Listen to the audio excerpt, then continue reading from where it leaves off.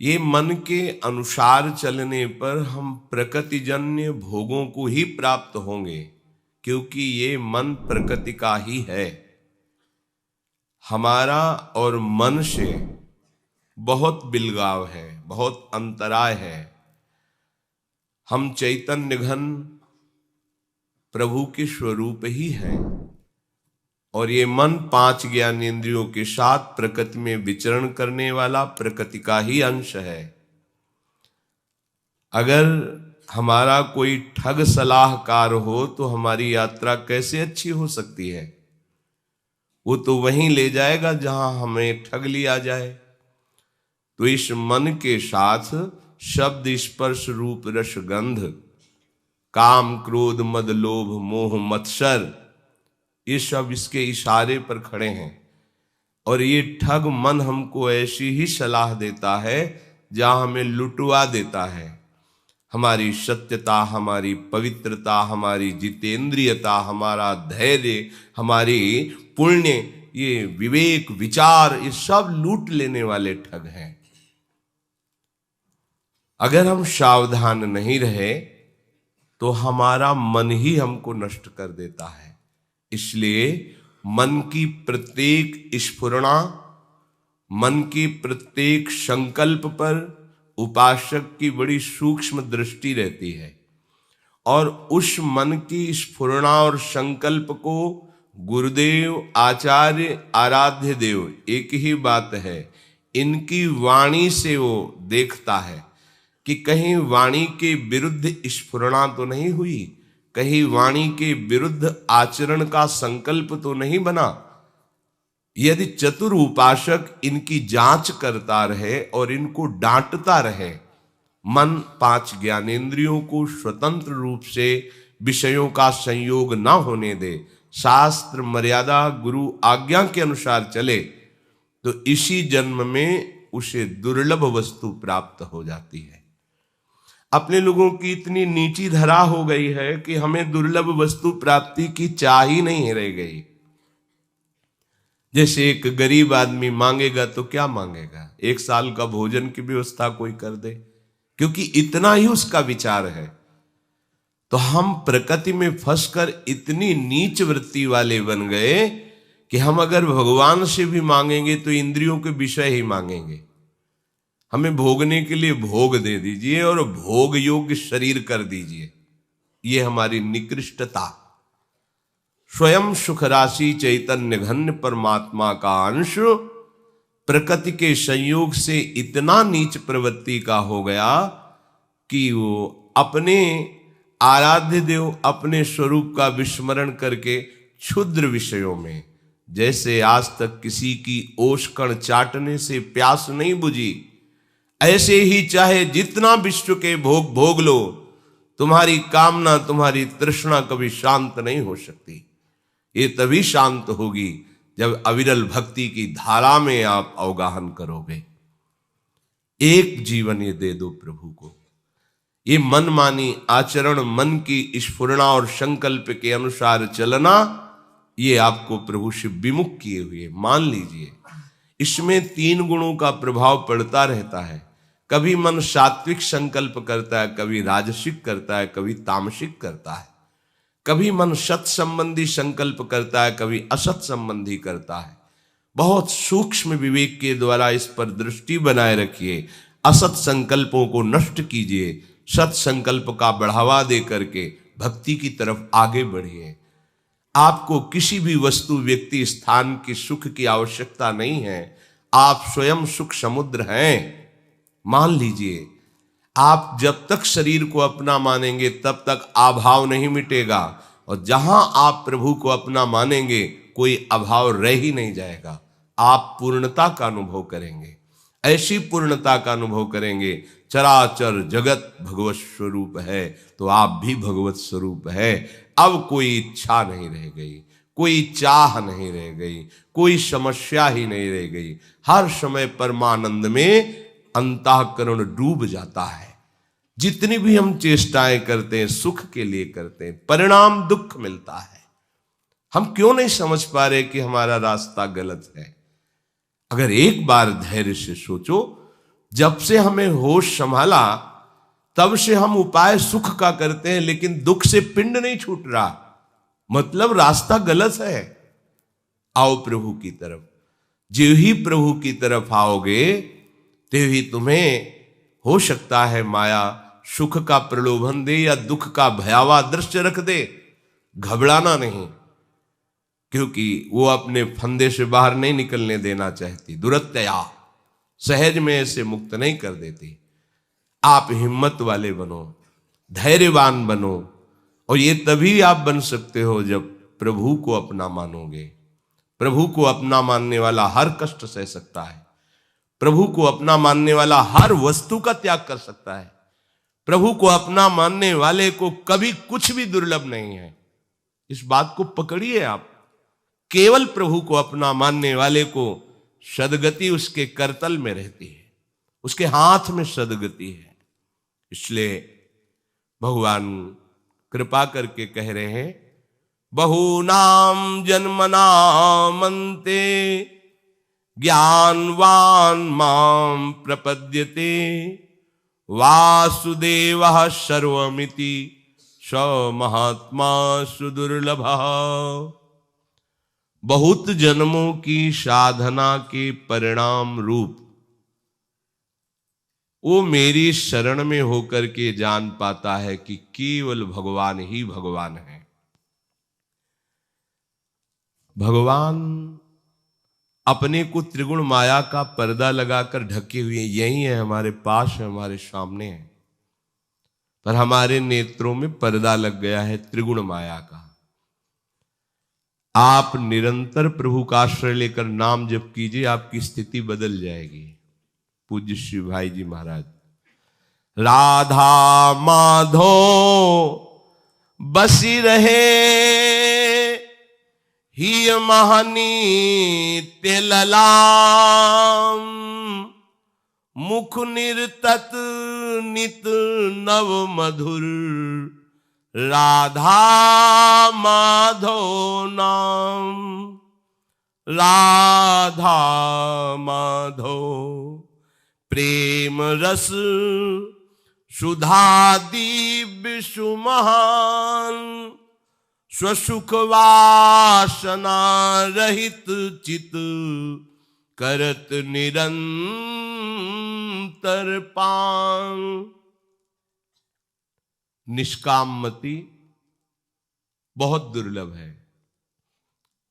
बुद्धि में कोई कामना ही न रह जाए और सबके प्रति सुख देने का भाव आ जाए, ये रसोपासना के उपासक की नींव है। अपनी दिनचर्या ऐसी बना लो कि कम से कम खर्चे में जाए, प्रकृति से तुम्हारा कम संबंध हो। भले हर सामग्री, हमने संत जनों को देखा है, उतना ही पानी प्रयोग करते हैं जितनी आवश्यकता है। ऐसा नहीं टूटी खोल दी पानी बह रहा है, उतनी ही प्रकाश, नहीं तो बंद कर दिया, अंधेरे में बैठे हैं। शांत भगवत चिंतन। प्रकृति का प्रयोग बहुत कम मात्रा में करो।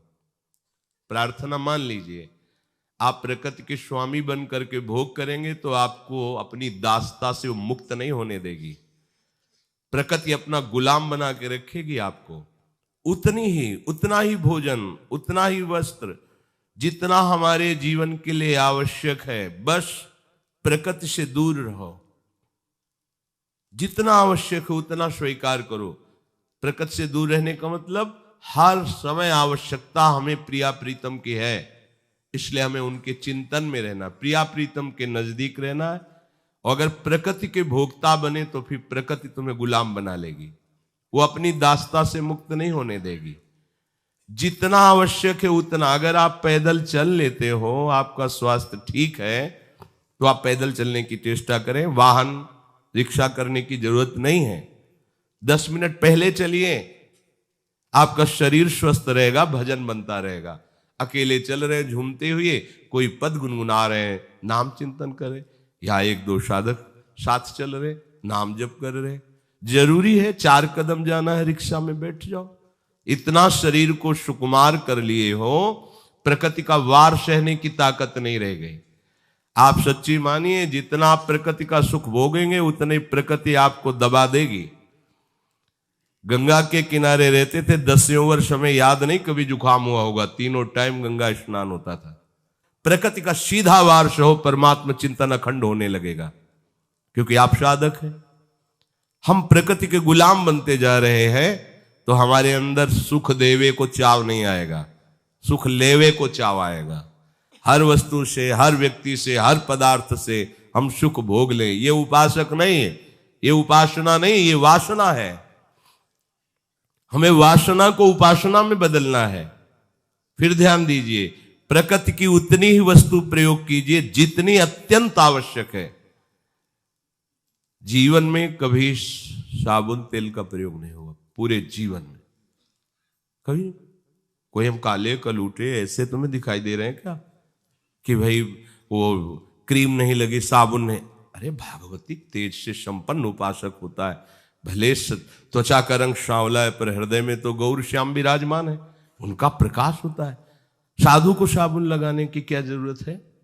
अच्छा, कपड़ा है फट गया तो सिल लिया है, रजी तो लगती है, पानी से धो लिया, क्या जरूरत है प्रकृति के विविध प्रकार की साबुनों की, वस्तुओं की? जितना आप प्रयोग करेंगे उतनी गुलामी होगी। आप तर्क कर सकते हो, बहुत बढ़िया है आपके पास बुद्धि एक दूसरे पर, लेकिन हम आपको जो कह रहे हैं, जब वो धरा आ जाएगी ना तो फिर इन सब बातों को कोई महत्व नहीं रहता, लेकिन वहां तक इस बात का महत्व रखना पड़ेगा। अगर आप प्रकृति का भोग करेंगे तो प्रकृति आपको मुक्त नहीं होने देगी। शब्द याद कर लीजिए, वृंदावन के सिवा कभी जीवन में ऐसे मंजन नहीं हुआ, कोलगेट आदि जो कहते हैं, कभी नहीं। गंगा जी की बालू वही ऐसे हुई है। कभी कहीं 1 रुपए का खर्चा जीवन में नहीं, चाय कभी नहीं पी। चाय क्या मतलब, रोटी मिल जाए 2-4 दिन में तो भगवान की कृपा। गंगा किनारे कौन सा वहां कोई 56 भोग लिए बैठा है? चित्त वृत्ति को निरंतर भगवदाकार करने के लिए प्रकृति के संयोग का कोई भी चिंतन न रह जाए। बहुनाम जन्मनामन्ते ज्ञानवान माम प्रपद्यते। ऐसे थोड़ी भगवदानंद की अनुभूति होती है।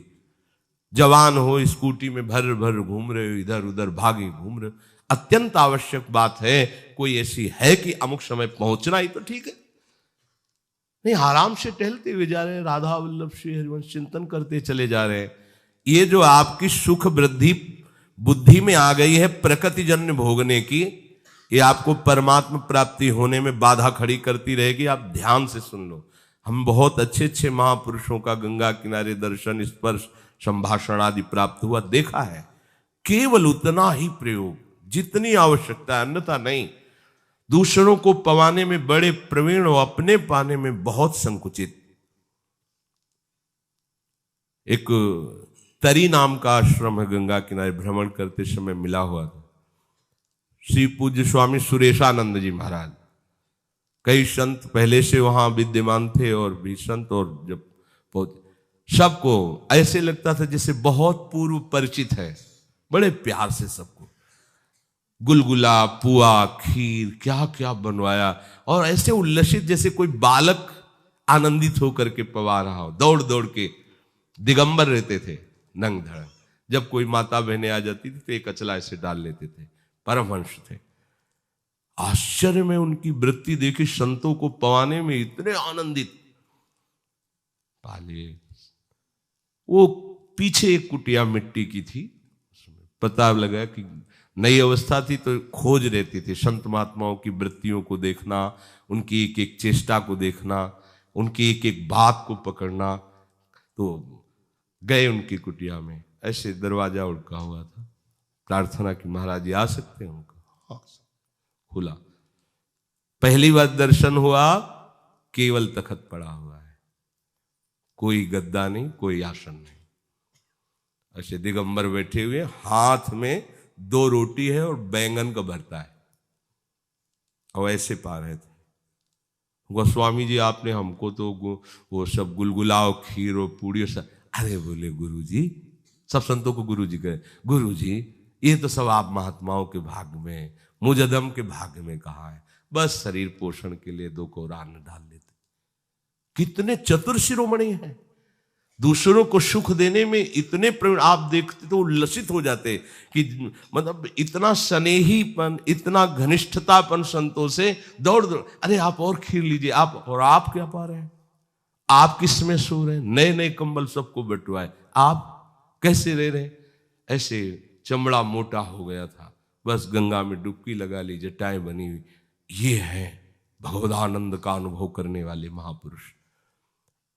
तो इसीलिए भगवान कह रहे बहु नाम जन्म नावंते, बहुत जन्म लगते हैं, क्योंकि हम जानबूझकर प्रकृति के भोक्ता बने बैठे। कर्ता और भोक्ता बनने वाला ये अनुभव नहीं कर सकता। सब जगह भगवान सच्चिदानंद बैठे नहीं, पहले एक बार हटो संसार से। संसार का भोगी न संसार को जानता है न भगवान को जानता है, और जो संसार से राग रहित हो गया है वो भगवान को भी जान जाता है, अपने स्वरूप को भी जान जाता है। संसार को जितना आवश्यक है उतना अन्न लो, जितना आवश्यक है उतना पानी पियो, अगर सह सकते हो तो एक आध पहर की भूख को सह जाओ, कम कपड़े, कम खर्चा, खूब भजन, अभी देखो प्रकाश हो जाएगा। लेकिन हम लोग क्या करते हैं, बिल्कुल नाम मात्र का भजन और अधिक से अधिक विषय, प्रकृतिजन्य भोगों का भोग, इसलिए अनुभूति में कुछ आ नहीं रहा। परमानंद क्या है वो समझ में नहीं आ रहा, रजोगुण भरा घुमा है, बस ऐसे ही। ऐसे नहीं होगा, निष्काम मति चाहिए, सबके प्रति हमें सुख प्रदान करने की भावना चाहिए। कैसे आएगी, बोले निरंतर राधा वल्लभ लाल का नाम जप करो, हृदय में उनके श्री चरणों का ध्यान करो। भाई जी कह रहे हैं मुख निरतत नीत नव मधुर राधा माधव नाम, तो राधा माधव बसी रहे ही महानित्य ललाम। अगर आपकी जिह्वा से आराध्य देव का नाम चलता रहा तो हृदय में आराध्य देव प्रकाशित हो जाएंगे। ये केवल लिखी पढ़ी बातें नहीं है, आप चलोगे तो खुद अनुभव में आ जाएगा, क्योंकि प्रभु हैं। जब आप उनको पुकारोगे ना, ये नाम जप करने का मतलब हम पुकार रहे हैं, तो हमारे हृदय में ही भय प्रकट कृपाला दीन दयाला, जो दीनों पर दया करते हैं। दैन्य वही है जो केवल भगवद आश्रित हो गया है, अन्य आश्रयों का त्याग कर दिया है, प्रभु हृदय में प्रकाशित हो जाते हैं। प्रेम सुधा रस में ऐसा उसका अंतःकरण पग जाता है कि स्वसुख वासना की गंध नहीं रह जाती। अभी तत्सुख भावना की गंध भी नहीं है, केवल स्वसुख वासना है। अगर हम किसी से मिलते हैं तो अपने सुख के लिए, किसी से विनय करते हैं तो अपने सुख के लिए, किसी को हम सेवा करते पाए जाते हैं तो हम अपने सुख के लिए, भगवत आराधन भी करते हैं तो अपने सुख के लिए, तत्सुख भावना की गंध नहीं है। और नाम जप करते हुए आराध्य देव के चिंतन में जो हर समय तल्लीन है, प्रकृति की केवल अत्यंत आवश्यक वस्तुओं का ही सेवन करता है, वो स्वसुख वांछा की गंध से भी रहित हो जाता है। स्वसुख वांछा जब तक है तब तक आप प्रकृति का भोग कर रहे हैं, क्योंकि स्वसुख वांछा शरीर को लेकर होती है, तत्सुख वांछा आराध्य देव को लेकर होती है। जब स्वसुख वांछा की गंध नष्ट हो जाती है तो उपासक को अनुभव होता है, बुद्धि से नहीं, स्वयं से। वो देख रहा है कि स्थूल सूक्ष्म और कारण में बैठ करके हमारे प्रीतम कैसा संचार कर रहे हैं, कैसा संचालन कर रहे हैं, कैसा संयम कर रहे हैं, कैसा वर्ताव कर रहे हैं, वो देखता है केवल। अब मेरे द्वारा बोल रहे हैं केवल मेरे वे भगवान, मेरे द्वारा छेड़ रहे हैं वे निज मधु मुरली की तान। मेरे जीवन में है अब तो एकमात्र उनका ही स्थान, अतः उन्हीं की होती मुझ में क्रिया नित्य सब क्षुद्र महान। अब उस उपासक को अनुभव हो रहा है कि मैं बोल नहीं रहा हूं, मेरे द्वारा बुलाया जा रहा है। केवल दिखाई दे रहा है इस शरीर से आवाज निकल रही, पर वो आवाज मेरे आराध्य देव ही बोल रहे हैं। मेरे द्वारा क्रियाएं हो रही हैं, ये केवल दिखाई दे रहा है, क्रियाएं तो आराध्य देव के द्वारा हो रही हैं। हर समय एकमात्र मेरे प्रीतम, चाहे वो क्षुद्र हो या महान हो, हर क्रिया, हर बात, हर चेष्टा केवल प्रीतम कर रहे हैं। अब बाहर ही वासुदेवा नहीं, अंदर भी वासुदेवा आ गया, कहीं अपना अस्तित्व नहीं रहा। तो श्री भगवान कहते हैं ऐसा महात्मा सुदुर्लभ है, समहात्मा सुदुर्लभा। जब इस कोटि का कोई होता है तब वो ऊंचे दर्जे का महात्मा, जिसका मिलना अत्यंत कठिन है। अगर ऐसे महात्मा का दर्शन हो जाए, संभाषण हो जाए और उनकी बात हम कोई पकड़ ले तो निश्चित अमोघस्य भगवान का साक्षात्कार हो जाएगा।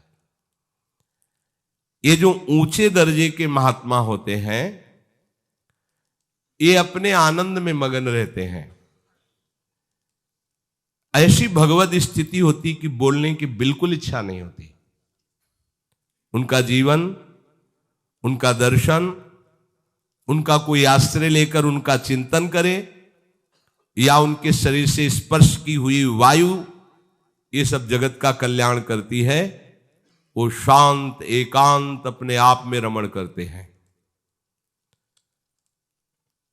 भगवत प्रेरित होकर जब वो अपनी महिमा से नीचे उतरते हैं, यह है महात्मा की स्थिति। आप पहचान नहीं सकते ऐसे महापुरुष को। हो सकता है आपको दिखाई दे पागल है, हो सकता है ये बिल्कुल नॉर्मल आदमी, ऐसे ही स्थिति बहुत ऊंची हो सकती। जैसे जड़ भरत जी महाराज को रहुगण बड़ा सत्संगी है, कपिल भगवान से सत्संग करता है, पर पहचान नहीं पाया क्योंकि ऐसा प्रच्छन्न भेष है।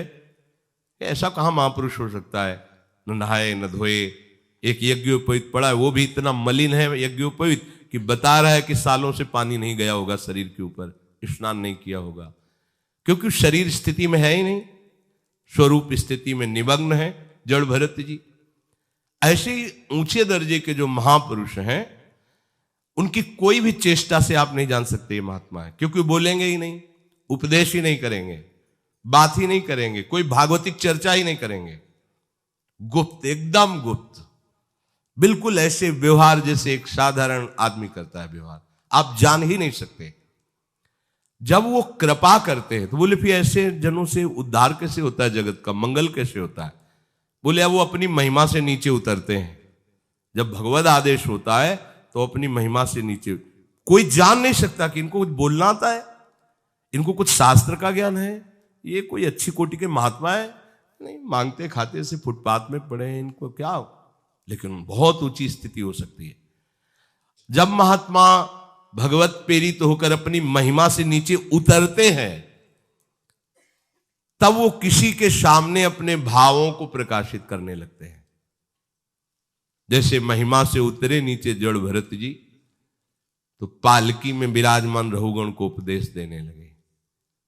ये महिमा से उनका नीचे उतरना है, भावों से नीचे उतरते हैं और उपदेश करने लगते हैं कि देखो, परम मंगल परम सुख के लिए महात्माओं ने, भगवान ने ऐसा आदेश किया है कि आपको ऐसा चलना चाहिए, ऐसा चलना चाहिए।